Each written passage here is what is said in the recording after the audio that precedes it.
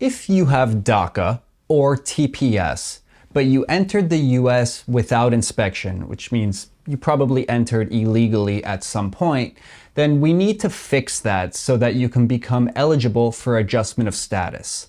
But how do you do that? So today we're going to talk about applying for advanced parole and what are sufficient or valid reasons for leaving the United States and re-entering legally so that we can make you adjustment eligible. As I've explained in my previous videos, one of the main requirements to adjust your status to permanent residence is the inspection requirement. We need to prove that you entered the US legally. But if you haven't entered legally, we might be able to fix that if you have DACA or temporary protected status, TPS, with an advanced parole application.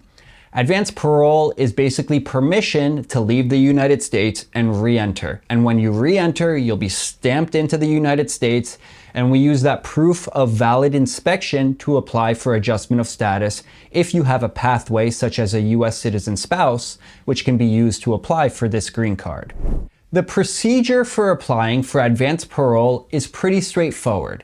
The application that you will file is Form I-131. It's a really straightforward 5-page form, and most of the pages don't even apply. It's pretty straightforward, and the instructions are right there on the USCIS website.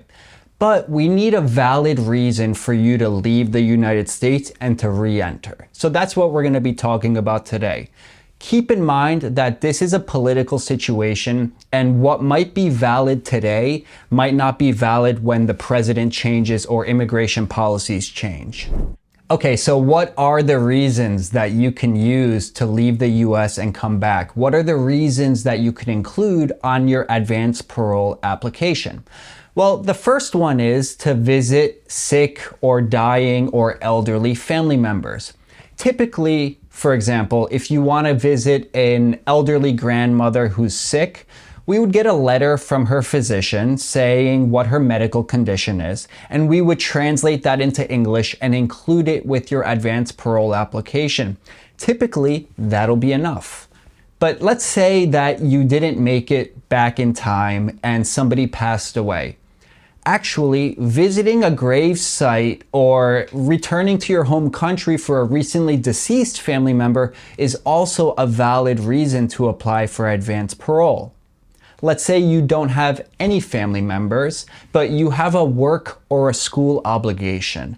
These are also acceptable reasons. If you need to go for school or work, it would be a good idea to get a little bit of evidence. So a piece of paper from your employer, a letter from your employer saying what the work purpose is, or from your school saying what the purpose of the trip is, and you would need to apply a few months in advance. When it gets approved, you can leave the United States and re-enter with your advanced parole. Even though I listed 4 specific ways in which you can be granted advanced parole, it's actually a case-by-case factual inquiry where the immigration officer looks at the totality of the circumstances. So there could be many other valid reasons that could be used to get advanced parole and re-enter the US to fix your illegal entry. The Supreme Court is talking about dismantling DACA right now. It's in the news, and it's really scary for anyone who has DACA. If you have an illegal entry, now would be the time to fix it. If you are stressed out about this situation or you don't want to make a mistake on your advanced parole application, please know that I'm available to consult with you or to prepare everything and submit it for you. If you guys are interested in these types of topics or other immigration videos, please check in next week and there will be another video on a similar topic.